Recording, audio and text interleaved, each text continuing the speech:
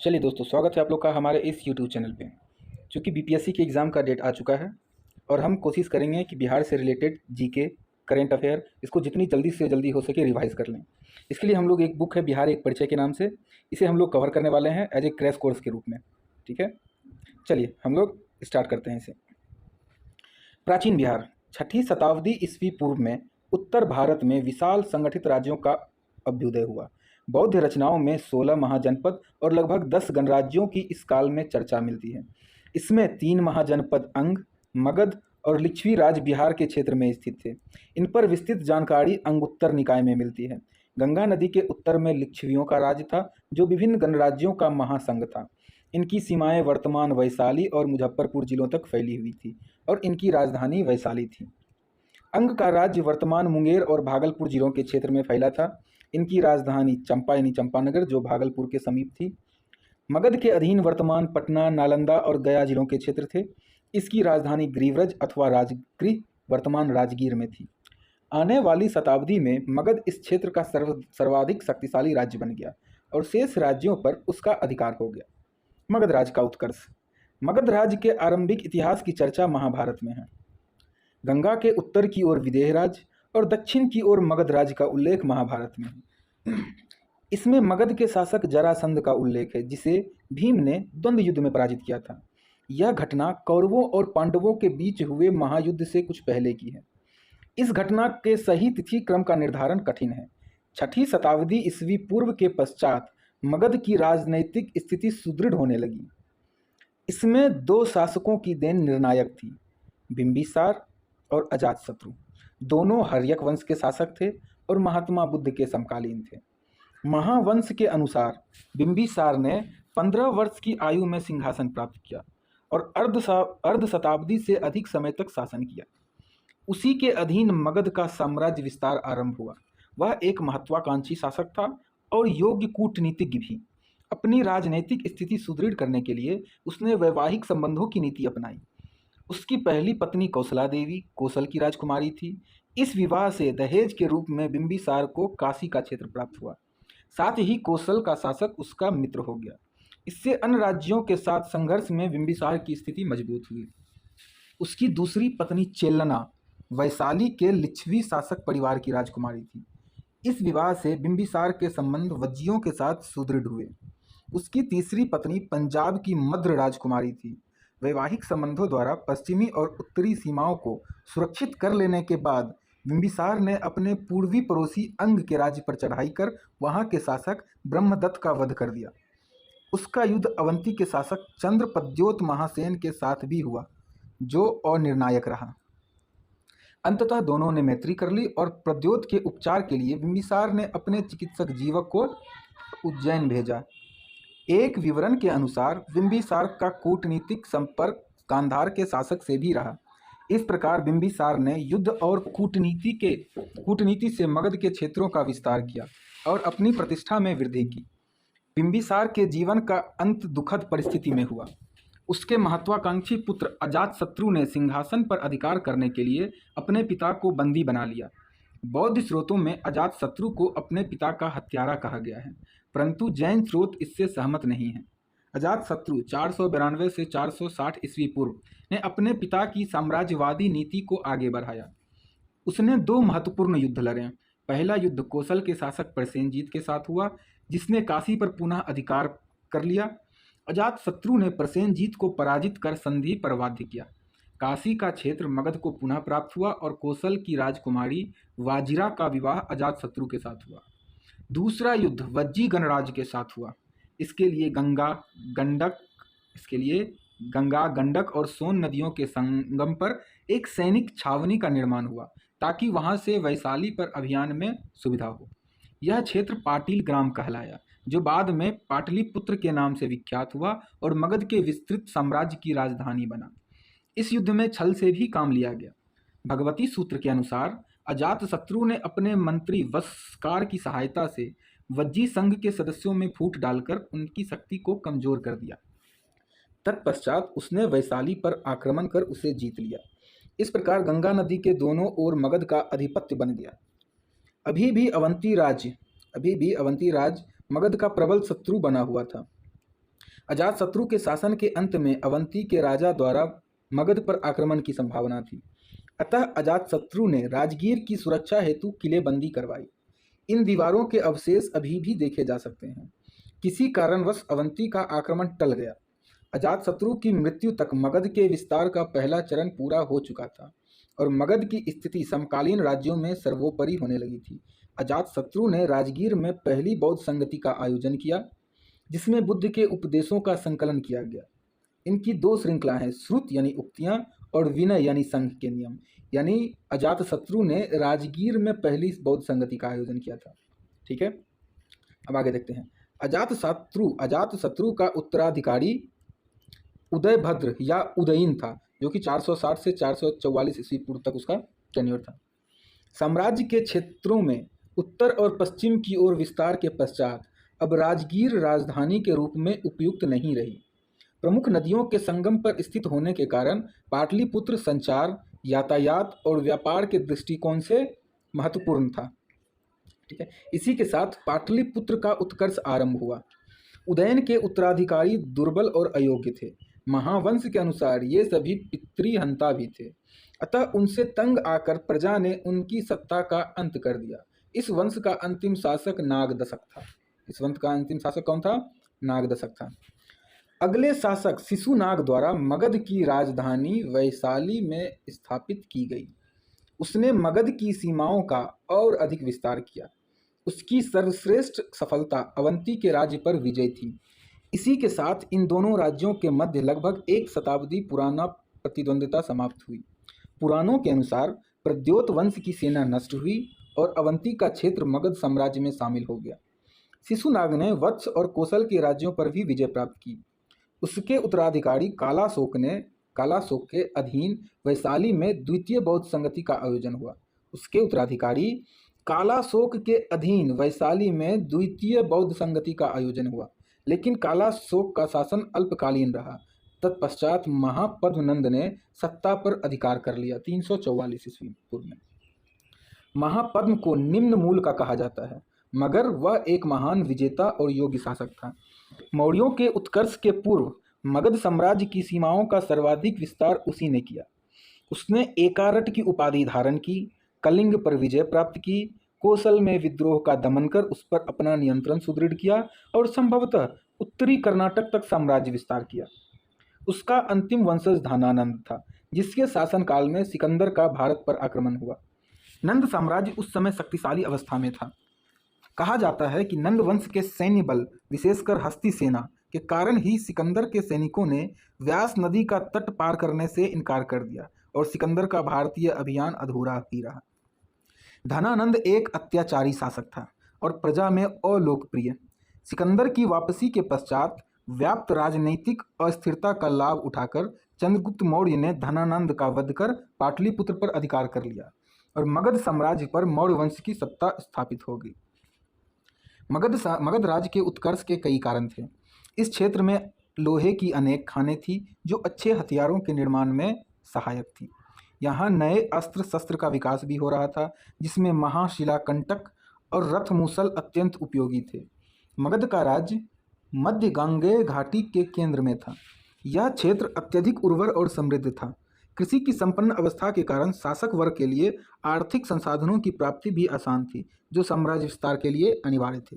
इस क्षेत्र में व्यापार भी समृद्ध अवस्था में था, इस कारण अतिरिक्त आर्थिक संसाधन भी उपलब्ध थे। मगध के क्षेत्र में हाथी भी प्रचुर मात्रा में उपलब्ध थे, जिनकी सहायता से विरोधी शासकों के दुर्गों और नगरों पर अधिकार आसान था। मगध की दोनों राजधानियां राजगीर और पाटलिपुत्र अत्यंत सुरक्षित और सुदृढ़ थीं। राजगीर 5 पहाड़ियों से घिरा नगर था, जिसके प्रवेश मार्ग मजबूत किलेबंदी द्वारा सुरक्षित थे। पाटलिपुत्र 4 नदियों से घिरा सुरक्षित जलदुर्ग था, जिस पर विजय आसान नहीं थी। इन सबके अतिरिक्त मगध में ऐसे योग्य और महत्वाकांक्षी शासक सत्ता में रहे, जिन्होंने अपने अदम्य उत्साह और शौर्य से साम्राज्य विस्तार को संभव बनाया। मौर्य साम्राज्य के संस्थापक चंद्रगुप्त मौर्य को भारत का मुक्तिदाता भी कहा जाता है, क्योंकि उसने यूनानियों के प्रभुत्व से भारत को मुक्ति दिलाई। चंद्रगुप्त ने मगध पर अधिकार के पश्चात अपने साम्राज्य का विस्तार किया। उसने पश्चिम भारत में और दक्कन में कर्नाटक के उत्तरी भाग तक अपनी सत्ता स्थापित की। उसके द्वारा विजित क्षेत्रों में सौराष्ट्र, मालवा और दक्कन शामिल थे। पश्चिमोत्तर सीमांत में उसने यूनानी सेनानायक सेल्यूकस निकेटर का सामना किया। अंततः सेल्यूकस को काबुल, कंधार, हिरात, बलूचिस्तान और मकरान के क्षेत्र चंद्रगुप्त के हवाले करने पड़े। उसकी एक पुत्री का विवाह भी चंद्रगुप्त के साथ हुआ। 315 ईस्वी पूर्व में सेल्यूकस का दूत मेगास्थनीज चंद्रगुप्त के दरबार में पाटलिपुत्र आया। उसने अपने अनुभवों को अपने यात्रा वृत्तांत इंडिका में लिखा है। यह रचना अब उपलब्ध नहीं, मगर इसके उद्धरण परवर्ती लेखकों द्वारा प्रस्तुत किए गए हैं, जो मौर्यकालीन इतिहास की जानकारी में सहायक हैं। चंद्रगुप्त ने भारतीय उपमहाद्वीप में विकसित पहली देशव्यापी शासन प्रणाली का भी निर्माण किया। न्याय प्रशासन केंद्रीयकृत और कठोर था, करों का बाहुल्य था और आम जनता का पंजीकरण अनिवार्य था। प्रशासन का केंद्र बिंदु सम्राट था, सेना सुसंगठित और शक्तिशाली थी और अर्थव्यवस्था पर राज्य का पूरा नियंत्रण था। यह सभी सूचनाएं मुख्यतः कौटिल्य की रचना अर्थशास्त्र पर आधारित है। मेगास्थनीज की इंडिका में राजधानी पाटलिपुत्र के नगर प्रशासन की विस्तृत चर्चा मिलती है। नगर प्रशासन की देखरेख करने के लिए 6 समितियों की चर्चा भी इसमें मिलती है। इसमें प्रशासनिक व्यवस्था को उदार और कल्याणकारी स्वरूप अशोक ने दिया। उसने जनहित के उपाय किए और समाज में सह अस्तित्व और सद्भाव को प्रोत्साहन दिया। उसने इस उद्देश्यों की प्राप्ति के लिए धम्म महामात नामक अधिकारी नियुक्त किए और स्वयं धम्म यात्राएं आयोजित की। उसके अभिलेख भी मौर्य प्रशासन के संबंध में विस्तृत जानकारी प्रदान करते हैं। चंद्रगुप्त का उत्तराधिकारी बिंदुसार 298 से 272 ईस्वी पूर्व के समय में मौर्य साम्राज्य का गौरव बना रहा। मौर्य साम्राज्य का गौरव बना रहा। ठीक है। विदेश संबंध भी विकसित रहे और यूनानी दूत डिमोक्लस उसके दरबार में रहा। मौर्य वंश का महानतम शासक अशोक 272 से 332 ईस्वी पूर्व था। उसने आरंभ में साम्राज्य विस्तार की नीति अपनाई, परंतु 261 ईस्वी पूर्व में कलिंग युद्ध के भीषण नरसंहार और रक्तपात ने उसे असुर विजय त्याग कर धम्म विजय की नीति अपनाने की प्रेरणा दी। इस उद्देश्य से उसने विदेशों से संबंध बनाए। उसने अपने दूत श्रीलंका, पश्चिम एशिया, मध्य एशिया और यूनानियों द्वारा शासित राज्यों में भेजे। इन राज्यों में सीरिया, मिस्र, साइरीन, मैसिडोनिया, एपिरल शामिल थे। इसके माध्यम से उसने शांति, सद्भाव और सह अस्तित्व की भावना का प्रचार किया और कल्याणकारी कार्यों में रुचि ली। उसका उद्देश्य इन क्षेत्रों की सैनिक विजय न कर इन पर अपना कूटनीतिक प्रभाव बनाए रखना था, जो कि नैतिकता, शांति और मानव सेवा के प्रति उसकी उत्सुकता के प्रदर्शन द्वारा संभव था। अशोक ने बौद्ध धर्म का आलिंगन किया। उसने बौद्ध धर्म को संरक्षण और प्रश्रय दिया। उसके द्वारा पाटलिपुत्र में तृतीय बौद्ध संगति का आयोजन हुआ। इसके माध्यम से जम्बू द्वीप, भारत महाद्वीप के बाहर बौद्ध धर्म के प्रचार प्रसार के उपाय किए गए। इसी समय बौद्ध धर्म के थेरावाद संप्रदाय का उदय हुआ। उसने बौद्ध धर्म से संबंधित तीर्थों की यात्रा की। उसने श्रीलंका, नेपाल, बर्मा एवं अन्य देशों में बौद्ध धर्म का प्रचार हेतु प्रतिनिधि मंडल भेजे। इस क्रम में भारतीय संस्कृति का प्रसार भी विदेशों में हुआ। उसने अपने पुत्र महेंद्र और पुत्री संघमित्रा को उसने श्रीलंका भेजा। अशोक ने जन कल्याण की नीति अपनाई। उसने विभिन्न वर्गों को आर्थिक अनुदान देने और अन्य सुविधाएं प्रदान करने के लिए धम्म महामात्यों की नियुक्ति की। न्याय प्रशासन सुव्यवस्थित रखने के लिए राजुक नामक अधिकारी बहाल किए गए। पशुवध पर उसने रोक लगाई। धम्म की नीति का प्रतिपादन कर समाज में शांति, सद्भाव और सहिष्णुता पर बल दिया और व्यक्ति के जीवन में उच्च नैतिक आदर्शों के विकास को प्रोत्साहन दिया। इस प्रकार अशोक ने सर्वप्रथम एक कल्याणकारी राज्य का आदर्श प्रस्तुत किया और समस्त प्रजा के बीच सद्भाव और सदाचार को बढ़ावा दिया।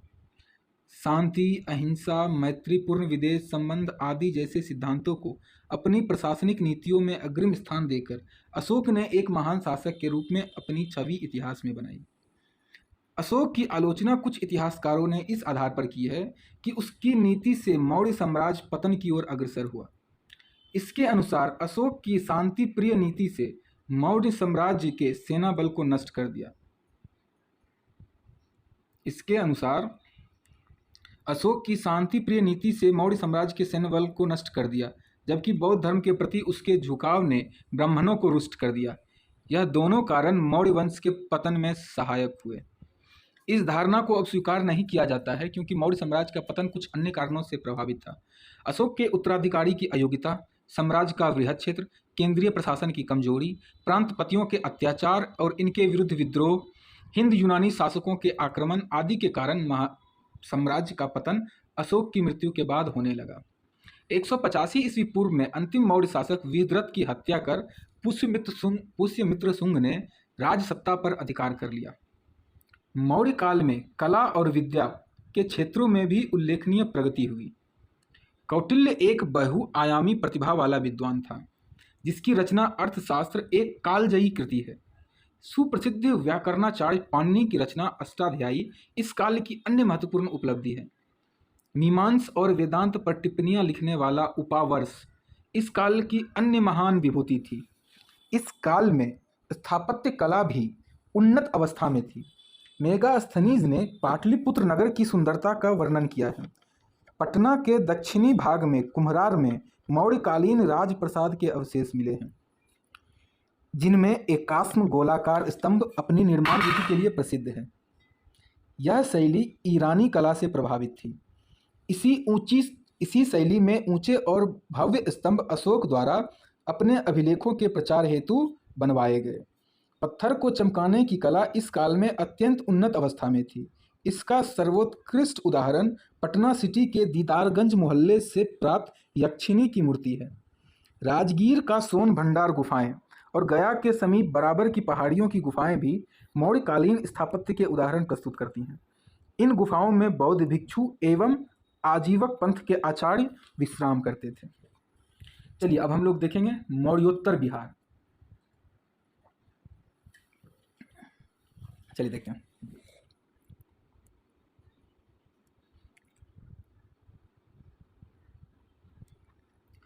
मौर्य साम्राज्य के पतनोपरांत मगध के इतिहास का एक गौरवपूर्ण युग समाप्त हुआ। पुष्यमित्र शुंग के अधीन केवल मध्य गांगेय घाटी और चंबल नदी से संबद्ध क्षेत्र रह गए थे। बैक्ट्रिया के यूनानी शासकों ने साम्राज्य के पश्चिमोत्तर क्षेत्रों पर अधिकार कर लिया। पंजाब और पाटलिपुत्र पर भी उनके आक्रमण हुए। पाटलिपुत्र पर संभवतः 185 ईस्वी पूर्व में डेमेट्रियस का आक्रमण हुआ। कलिंग के शासक खारवेल ने भी संभवतः पहली शताब्दी ईस्वी पूर्व के अंत में मगध पर आक्रमण किया। पुष्यमित्र ने परिस्थिति पर कुछ हद तक नियंत्रण किया। संभवतः उसने जालंधर और साकल यानी सियालकोट तक अपनी सत्ता का विस्तार भी किया। उसने यवनों के आक्रमण को विफल बनाया और अश्वमेघ यज्ञ का आयोजन किया। किसने? पुष्यमित्र की बात कर रहे हैं हम लोग। उसने ब्राह्मण धर्म को प्रश्रय दिया और बौद्धों के प्रति उत्पीड़क और आक्रामक व्यवहार किया। ब्राह्मण धर्म को आश्रय दिया और बौद्धों के प्रति आक्रामक व्यवहार किया। उसने बड़ी संख्या में बौद्ध भिक्षुओं की हत्या और उनके स्तूपों और विहारों का विनाश किया। शुंग वंश के काल में ही संभवतः डेमेट्रियस का आक्रमण पाटलिपुत्र पर हुआ। 75 ईस्वी पूर्व में शुंग वंश का अंत हुआ, जब अंतिम शासक देवभूति की हत्या कर उसके सचिव वसुदेव ने कण्व वंश की नींव रखी। कण्व वंश के अंतिम शासक को आंध्र सातवाहनों ने अपदस्थ कर दिया। इस बात की स्पष्ट जानकारी नहीं मिलती है कि आंध्रों का मगध पर शासन था या नहीं। कुछ समय बाद प्रथम शताब्दी ईस्वी में इस क्षेत्र में कुषाणों का अभियान हुआ। कुषाण शासक कनिष्क द्वारा पाटलिपुत्र पर आक्रमण किए जाने और यहाँ के प्रसिद्ध बौद्ध विद्वान अश्वघोष को अपने दरबार में प्रश्रय देने की चर्चा मिलती है। कुषाण कालीन अवशेष भी बिहार में अनेक स्थानों से प्राप्त हुए हैं। कुषाण साम्राज्य के पतन के बाद मगध पर संभवतः वैशाली के लिच्छवियों का नियंत्रण रहा। कुछ इतिहासकार इसके विपरीत यह मानते हैं कि मगध पर शकमुरुंडों का नियंत्रण हो गया। इस काल का इतिहास अस्पष्ट है। अब आते हैं हम लोग गुप्तकालीन बिहार पे। बिहार के गौरव का पूर्णोद्धार गुप्त वंश के अधीन 4वीं शताब्दी में हुआ। गुप्त शासकों का उदय आधुनिक उत्तर प्रदेश के पूर्वी भाग में इलाहाबाद और बनारस के मध्यवर्ती क्षेत्र में संभवतः हुआ था। वे इस क्षेत्र में संभवतः कुषाणों के अधीनस्थ सामंतों के रूप में सत्तारूढ़ रहे थे। इनमें एक चंद्रगुप्त ने एक लिच्छवी राजकुमारी कुमार देवी से विवाह किया। इस कारण उसकी प्रतिष्ठा और शक्ति में वृद्धि हुई और बिहार के क्षेत्र पर भी उसका नियंत्रण बना। 320 ईस्वी में चंद्रगुप्त ने पाटलिपुत्र में महाराजाधिराज की उपाधि धारण की। उसी ने गुप्त संवत का भी इसी समय प्रचलन किया। उसी के साथ गुप्त सम्राटों के इतिहास का आरंभ होता है। 335 ईस्वी में चंद्रगुप्त की मृत्यु के बाद उसका पुत्र समुद्रगुप्त 335 से 375 ईस्वी तक शासक बना। वह एक महान विजेता था जिसने गुप्त साम्राज्य का विस्तार लगभग समस्त उपमहाद्वीप में किया। उसे भारत का नेपोलियन भी कहा जाता है। किसे? समुद्रगुप्त को। उसके इस अभियानों की चर्चा हरिसेन द्वारा रचित प्रयाग प्रशस्ति में मिलती है। सर्वप्रथम उसने गंगा जमुना दोआब क्षेत्र के शासकों को पराजित कर उनके राज्यों को अपने साम्राज्य में मिला लिया। तत्पश्चात उसने पंजाब, असम, नेपाल और बंगाल में आक्रमण कर अपनी सत्ता स्थापित की। फिर उसने विंध्य पर्वतमाला के क्षेत्र में स्थित आटविक राज्यों की विजय पूरी की। उसका अगला अभियान दक्षिणापथ के क्षेत्र में हुआ। पूर्वी सागर तट के किनारे यात्रा करते हुए उसने तमिलनाडु के क्षेत्र तक फैले लगभग 12 राज्यों को पराजित कर उन पर अपनी संप्रभुता स्थापित की। अंततः उसने शक और कुषाण शासकों को पराजित किया, जो पश्चिम और पश्चिमोत्तर भारत में सत्तारूढ़ थे। उसके उत्तराधिकारी चंद्रगुप्त द्वितीय विक्रमादित्य ने सौराष्ट्र और मालवा के समृद्ध क्षेत्रों को जीतकर गुप्त साम्राज्य में मिलाया। उसने पश्चिमी दक्कन के वाकाटक शासकों से वैवाहिक संबंधों द्वारा भी अपनी स्थिति सुदृढ़ की। अपनी पुत्री प्रभादेवी का विवाह उसने वाकाटक वंश में किया। शकों पर भी अंकुश बनाए रखने में वह सफल रहा। चंद्रगुप्त द्वितीय का शासनकाल 375 से 412 ईस्वी गुप्त साम्राज्य के चरमोत्कर्ष का काल रहा। चंद्रगुप्त द्वितीय के उत्तराधिकारियों को विदेशी आक्रमण का सामना करना पड़ा। पश्चिमोत्तर सीमांत क्षेत्र से हूनों के आक्रमण हुए। स्कंदगुप्त के शासनकाल 456 से 476 तक हूनों के आक्रमण नियंत्रित रहे, मगर तत्पश्चात हूनों द्वारा गुप्त साम्राज्य के क्षेत्रों पर अधिकार किया जाने लगा। बुद्धगुप्त के शासनकाल 476 से 96 के अंत तक साम्राज्य विखंडित हो गया था। 485 ईस्वी तक हून मध्य भारत तक फैल गए थे। बाद में हून शासक मिहिरकुल ने भी पाटलिपुत्र पर चढ़ाई कर नरसिंहगुप्त बालादित्य को पराजित किया और उसे बंगाल तक खदेड़ दिया। इसी काल में मालवा के शासक यशोवर्मन ने हूनों से संघर्ष किया और गुप्त शासकों की सत्ता को भी चुनौती दी। अन्य क्षेत्रों में भी अधीनस्थ शासक और सामंत स्वतंत्र सत्ता ग्रहण करने लगे। 6ठी शताब्दी ईस्वी के मध्य तक मगध के क्षेत्र पर परवर्ती गुप्त वंश का नियंत्रण था, जबकि पूर्वी उत्तर प्रदेश और बिहार के कुछ क्षेत्रों पर मौखरी वंश की सत्ता स्थापित हो गई थी। बंगाल में भी स्थानीय शासक सत्ता ग्रहण करने में सफल हुए। मौर्य साम्राज्य के पतनोपरांत लगभग 5 शताब्दियों के अंतराल पर गुप्त शासकों ने पुनः भारत में एक विशाल साम्राज्य का पुनर्गठन किया, मगर उनका साम्राज्य मौर्य साम्राज्य की भांति केंद्रीकृत नहीं था। इसमें अधीनस्थ शासकों और सामंतों की भूमिका महत्वपूर्ण थी। यह वर्ग अत्यधिक शक्तिशाली भी था, इसलिए केंद्रीय प्रशासन की दुर्बलता प्रकट होते ही इन अधीनस्थ शासकों और सामंतों ने गुप्त वंश की सत्ता को चुनौती दी और अपना स्वतंत्र अस्तित्व स्थापित कर लिया। साम्राज्य में सैन्य बल की कमजोरी और आर्थिक संकट की समस्याओं ने भी पतन की इस प्रक्रिया में महत्वपूर्ण योगदान दिया। गुप्त काल विद्या, कला और संस्कृति जीवन में उत्कृष्ट उपलब्धियों का युग माना जाता है। गुप्त काल विद्या, कला और सांस्कृतिक जीवन में उत्कृष्ट उपलब्धियों का युग माना जाता है। राजनैतिक शांति और सुदृढ़ता, आर्थिक समृद्धि और सांस्कृतिक विकास के कारण इस काल को प्राचीन भारतीय इतिहास का स्वर्ण युग भी कहा जाता है। मगर यह विचार अतिशयोक्तिपूर्ण है। कला और सांस्कृतिक क्षेत्र में इस काल में प्रगति अवश्य हुई, मगर इसका प्रभाव शासक वर्ग तक ही सीमित था। जनसाधारण की स्थिति सुखद नहीं थी। इस प्रगति का केंद्र राजधानी और उससे संबद्ध क्षेत्र थे और साम्राज्य के अधिकांश क्षेत्रों में इसका प्रभाव प्रकट नहीं हुआ। फिर भी बिहार के इतिहास के संदर्भ में यह एक गौरवशाली अध्याय था। इस काल के विख्यात विद्वानों में वाराहमिहिर, आर्यभट्ट और ब्रह्मगुप्त के नाम महत्वपूर्ण हैं। गणित, खगोल शास्त्र और दर्शन क्षेत्र में इनकी देन अविस्मरणीय है। गुप्त काल में ही नालंदा महाविहार की स्थापना हुई। इसका संस्थापक कुमारगुप्त, इसका शासनकाल 415 से 455 था। कालांतर में यह विद्या का प्रमुख केंद्र बना, जहां बड़ी संख्या में विदेशी विद्यार्थी भी आते थे। इस काल में संस्कृत भाषा की अत्यधिक प्रगति हुई। कालिदास ने अनेक नाटकों की रचना की, जो कि तत्कालीन सामाजिक, आर्थिक और सांस्कृतिक जीवन की जानकारी देते हैं। हिंदू धर्म में भागवत परंपरा का विकास हुआ और हिंदू धर्म का वर्तमान रूप मुख्यतः इसी काल में विकसित हुआ। कला के क्षेत्र में इस काल में महत्वपूर्ण उपलब्धियों में बोध गया का महाबोधि मंदिर और नालंदा महाविहार के अवशेष महत्वपूर्ण हैं।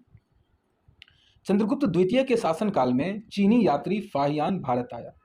उसने 405 से 411 ईस्वी के बीच भारत का भ्रमण किया। वह बिहार के क्षेत्रों में भी आया और 3 सालों तक पाटलिपुत्र में रहा। इस नगर के गौरव को उसने उल्लेख किया है। इस नगर की भव्य अट्टालिकाओं के संबंध में वह लिखता है कि इसका निर्माण मनुष्यों ने नहीं, देवताओं ने किया होगा। मगध के परवर्ती गुप्त शासक। 6ठी शताब्दी में बिहार के कुछ भागों में परवर्ती गुप्त शासकों के शासन की जानकारी कुछ अभिलेखों से मिलती है, जिनकी प्राप्ति गया और शाहाबाद जिलों के क्षेत्र से हुई है। इस वंश का संस्थापक कृष्णगुप्त था, परंतु यह स्पष्ट नहीं है कि उनका संबंध महान गुप्त शासकों से क्या था। इस वंश के एक शासक कुमारगुप्त तृतीय द्वारा प्रयाग तक सत्ता विस्तार करने और मौखरी शासक को पराजित करने के संबंध में जानकारी मिलती है। उसके उत्तराधिकारी दामोदर गुप्त को मखौरी शासक ने पराजित कर मगध के अधिकांश भाग को हस्तगत कर लिया। इसी बीच गौर, जो कि बंगाल के शासक, शशांक के अभियान भी इस क्षेत्र में हुए। शशांक एक क्रूर और धर्मांध शासक था, जिसने बौद्धों के धार्मिक स्थल को बुरी तरह नष्ट किया और बोधगया में महाबोधि वृक्ष को भी क्षति पहुंचाई। दामोदर गुप्त के पुत्र देवगुप्त ने शशांक से गठबंधन कर कन्नौज के मौखरी शासक ग्रहवर्मन के विरुद्ध कार्रवाई की। शशांक ने ग्रहवर्मन का वध भी किया। इसके प्रतिशोध में राज्यवर्धन ने देवगुप्त को पराजित कर उसका वध कर दिया। इस प्रकार गुप्त साम्राज्य के पतन से हर्ष के शासन काल के पहले तक बिहार का इतिहास नितांत संघर्ष का साक्षी रहा। इसमें मगध के परवर्ती गुप्त शासक, कन्नौज के मौखरी शासक और बंगाल के गौड़ शासक भाग लेते रहे। 7वीं शताब्दी के आरंभ में जब हर्षवर्धन ने उत्तरी भारत में साम्राज्य विस्तार किया तो बिहार के कुछ भाग उसके नियंत्रण में आए। उसने परवर्ती गुप्त शासकों में माधव गुप्त को मगध के क्षेत्र में अपना प्रतिनिधि बनाया, ताकि शशांक द्वारा किसी आक्रामक कार्यवाही का निदान आसानी से कर सके। हर्ष की मृत्युपरांत बिहार में पुनः अराजकता फैल गई। बिहार के किसी स्थानीय शासक अर्जुन ने चीनी यात्रियों को क्षति पहुंचाई। प्रतिशोध में तिब्बत और नेपाल के राजाओं ने संयुक्त रूप से बिहार पर आक्रमण कर दिया। संभवतः कुछ समय के लिए तिब्बत की संप्रभुता भी बिहार के कुछ भागों में स्थापित हो गई। इसका अंत माधव गुप्त के पुत्र आदित्य सेन ने किया। उसने स्वतंत्र सत्ता ग्रहण की, राजसी उपाधियां धारण की और अश्वमेव यज्ञ का आयोजन किया। उसका राज्य मगध, उत्तर एवं पूर्वी बिहार पर विस्तृत था। मुंगेर तथा भागलपुर के क्षेत्र, संभवतः पूर्वी कन्नौज और बंगाल पर भी उसका नियंत्रण था। उसकी मृत्यु के कुछ ही समय बाद इस वंश का पतन हो गया। अंतिम शासक जीवित गुप्त द्वितीय था। 725 ईस्वी के लगभग कन्नौज के शासक यशोवर्मन ने उनका वध कर इस वंश का अंत कर दिया। इस समय तक पाटलिपुत्र का गौरव भी नष्ट हो चुका था। हर्षकालीन चीनी यात्री युआन च्वांग 635 ईस्वी के समीप जब इस क्षेत्र में आया तो पाटलिपुत्र का नगर ध्वस्त हो चुका था। इस स्थान पर कुछ छोटी छोटी बस्तियां बिखरी थी। चलिए अब देखते हैं पूर्व मध्यकालीन बिहार। पूर्व मध्यकालीन बिहार में पहला है पालकालीन बिहार। हर्ष के साम्राज्य के विघटन के बाद 8वीं शताब्दी के मध्य में पूर्वी भारत में पाल वंश का अभ्युदय हुआ। पाल वंश का संस्थापक गोपाल था, जिसने शीघ्र ही बिहार में अपना शासन विस्तृत कर दिया। कुछ समय के लिए पाल शासकों ने कन्नौज पर अधिकार के संघर्ष में भी भाग लिया। धर्मपाल 770 से 810 ईस्वी ने 8वीं शताब्दी के अंतिम चतुर्थांश में कन्नौज पर आक्रमण किया। उसने चक्र युद्ध को कन्नौज का शासक नियुक्त कर एक भव्य दरबार का आयोजन किया और उत्तरापथ स्वामिन की उपाधि धारण की। उसके पुत्र देवपाल 810 से 850 ईस्वी ने भी विस्तारवादी नीति अपनाई। उसने पूर्वोत्तर में प्राग ज्योतिषपुर, उत्तर में नेपाल, पूर्वी सागर तट पर उड़ीसा में अपनी सत्ता का विस्तार किया। कन्नौज के संघर्ष में उसने भी भाग लिया। कुछ इतिहासकारों के अनुसार उसने दक्कन के राज्यों के साथ भी संघर्ष किया। उसके समय में दक्षिण पूर्वी एशिया के साथ भी मैत्रीपूर्ण संबंध रहे। उसने जावा के शासक बलपुत्र देव के अनुरोध पर नालंदा में एक विहार की देखरेख के लिए पांच गांव अनुदान में दिए। बौद्ध धर्म की प्रश्रयदाता के रूप में वह प्रसिद्ध है। देवपाल की मृत्यु के बाद पाल वंश का पतन आरंभ हुआ। मिहिर भोज और महेंद्र पाल के शासनकाल में प्रतिहारों ने पूर्वी उत्तर प्रदेश और बिहार के अधिकांश क्षेत्रों पर अधिकार कर लिया। 11वीं शताब्दी में महिपाल के अधीन पाल वंश का पूर्णोदय हुआ।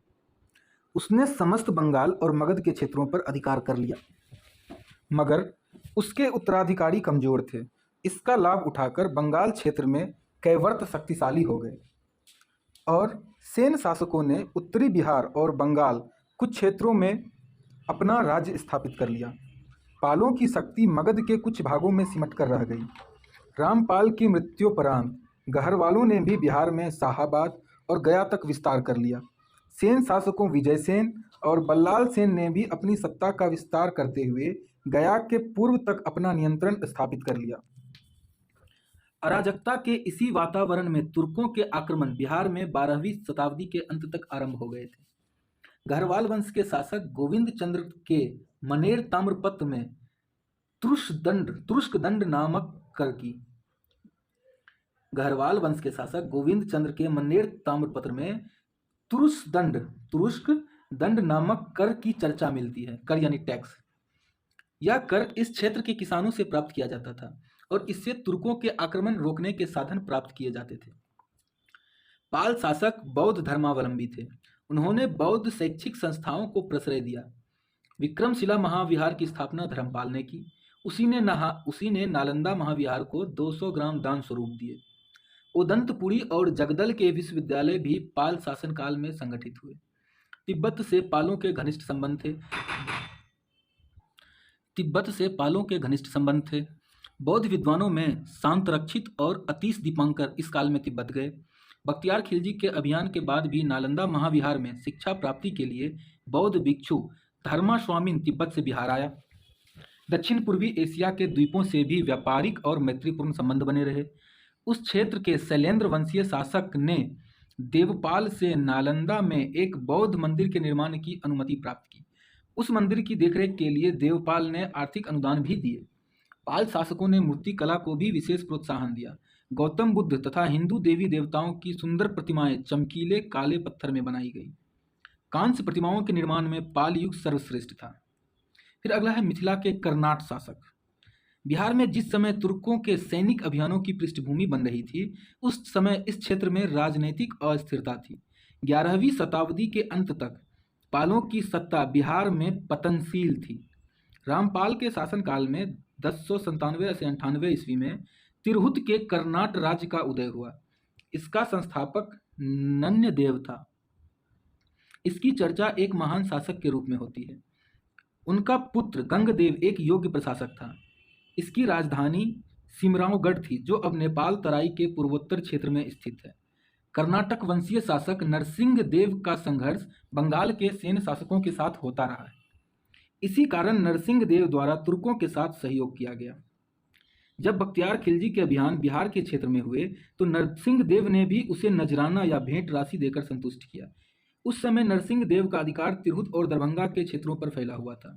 13वीं शताब्दी में बिहार के तुर्क प्रांतपतियों द्वारा तिरहुत क्षेत्र पर निरंतर सैनिक अभियान किए गए।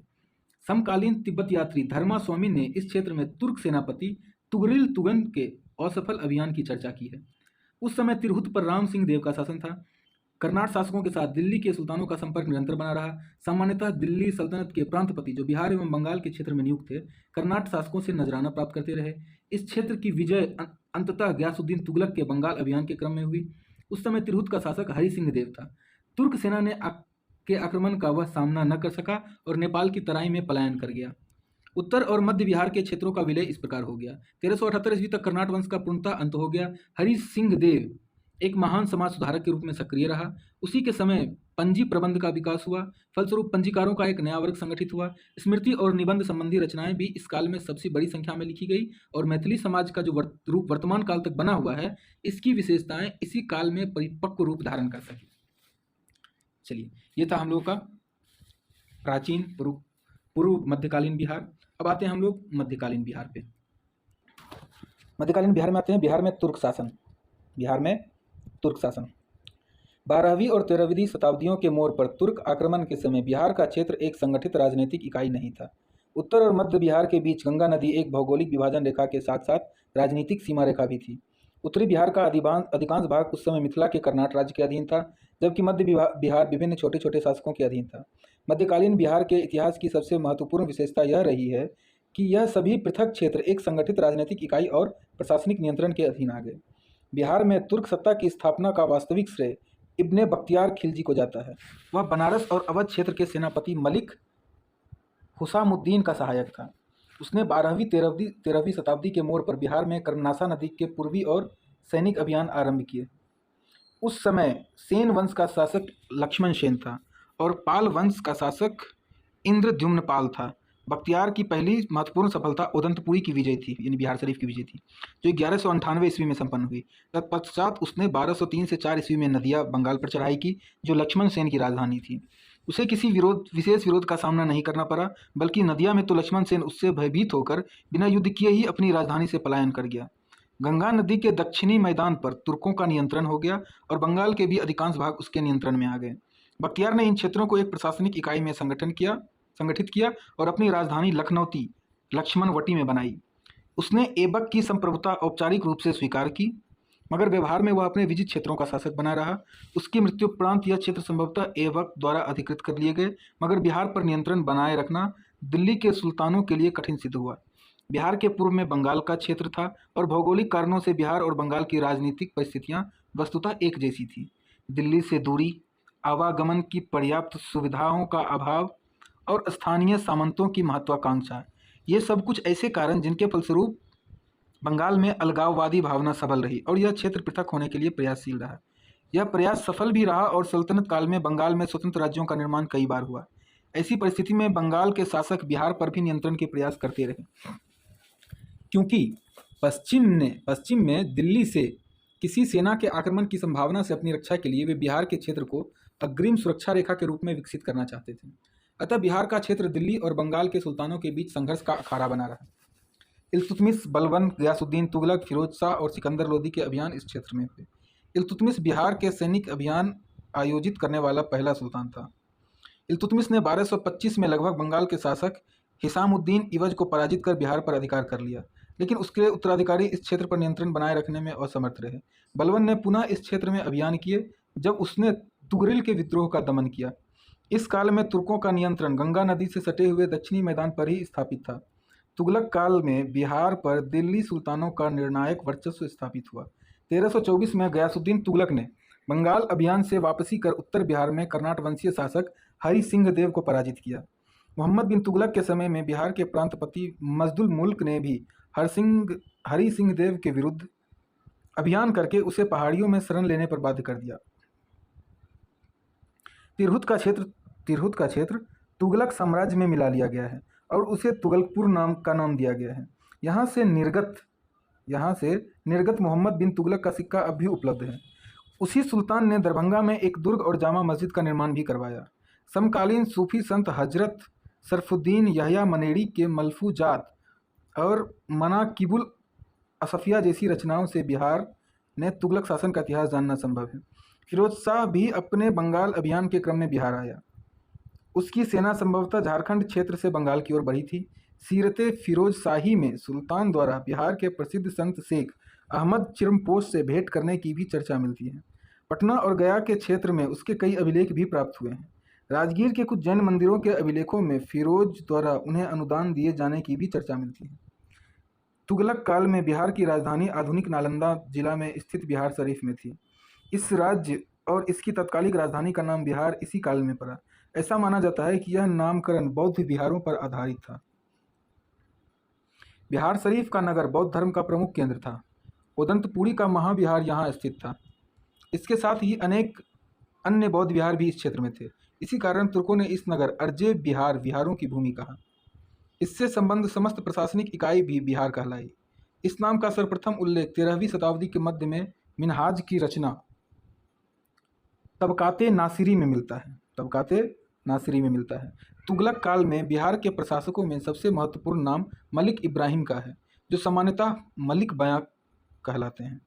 बिहार शरीफ में पहाड़ी पर स्थित इनका मकबरा तुगलक कालीन स्थापत्य का एक सुंदर उदाहरण है, जिसका विशेष आकर्षण इसका शंकु गुंबद है, कोनिकल गुंबद है।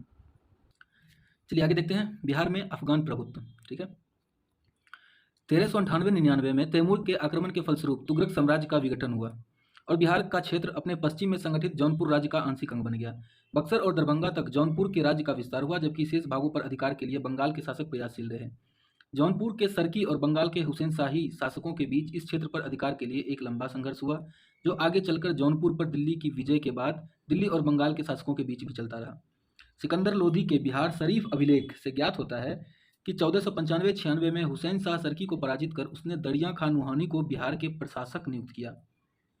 अंततः सिकंदर लोधी ने 1504 के आसपास बंगाल के साथ संधि कर मुंगेर के क्षेत्र को बंगाल और बिहार के मध्य सीमा रेखा निर्धारित कर दिया। लोधी शासकों के काल में बिहार के क्षेत्र में नुहानी अफगानों की स्थिति सुदृढ़ हुई। इस क्षेत्र के गवर्नर दरिया खां नुहानी से इब्राहिम लोधी के संबंध अच्छे नहीं थे और वह एक स्वतंत्र राज्य के निर्माण के लिए विचार कर रहा था, परंतु 1523 में उसकी मृत्यु हो गई। 1526 में पानीपत की लड़ाई में लोधी शासक इब्राहिम की हार के बाद दिल्ली और आगरा पर मुगलों का अधिकार हो गया। बिहार में सुल्तान मोहम्मद शाह नुहानी ने स्वतंत्र सत्ता ग्रहण कर ली। वह दरिया खां नुहानी का पुत्र था और उसका निजी नाम बहार खान था। उसका साथ नुहानी और फरमुली कबीलों के प्रमुख सरदारों ने दिया। मुगलों से इनका आरंभिक संघर्ष भी हुआ जब इन्होंने पश्चिम की दिशा में विस्तार के प्रयास किए। बाबर ने इन अफगानों के विरुद्ध कार्रवाई के लिए हुमायूं को आदेश दिया था, जिसने जौनपुर पर अफगानों के नियंत्रण का प्रयास विफल कर दिया। इस समय बिहार में 2 अफगान शासकों का नियंत्रण था। दक्षिणी बिहार का क्षेत्र पूर्व में मुंगेर तक मोहम्मद शाह के नियंत्रण में था, जबकि उत्तर बिहार का क्षेत्र पश्चिम में बलिया और सारण तक बंगाल के सुल्तान नुसरत शाह के अधीन था। बाबर का विरोध करने के उद्देश्य से वह अफगान शासक एक दूसरे से सहयोग कर रहे थे। इसी बीच महमूद लोदी ने बिहार में सरली और मुगलों के विरुद्ध संघर्ष की तैयारी आरंभ की। बाबर ने 1529 में घाघरा की लड़ाई में इन अफगानों को पराजित किया। संभवतः उसने बक्सर और चौसाक पर अधिकार कर लिया। मनेर तक आने और बड़ी दरगाह पर हाजिरी देने की चर्चा उसने स्वयं तुजुके बाबरी में की है। महमूद लोदी को विस्थापित कर बाबर ने मोहम्मद शाह के पुत्र जलाल खान को बिहार का प्रशासक नियुक्त किया। बाबर की मृत्यु और हुमायूं की आरंभिक कठिनाई का लाभ उठाकर पूर्वी भारत के अफगानों ने फिर एक बार मुगलों के विरुद्ध संघर्ष किया।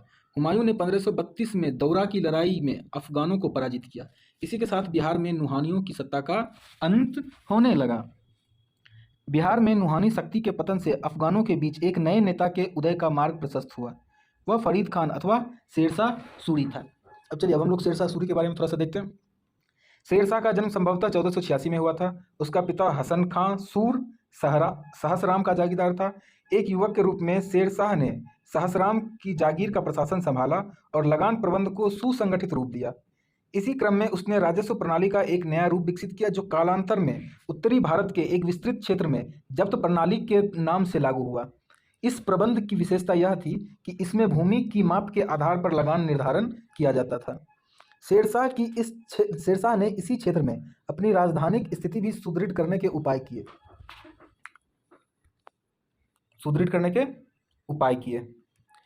उसने हुमायूं के विरुद्ध संघर्ष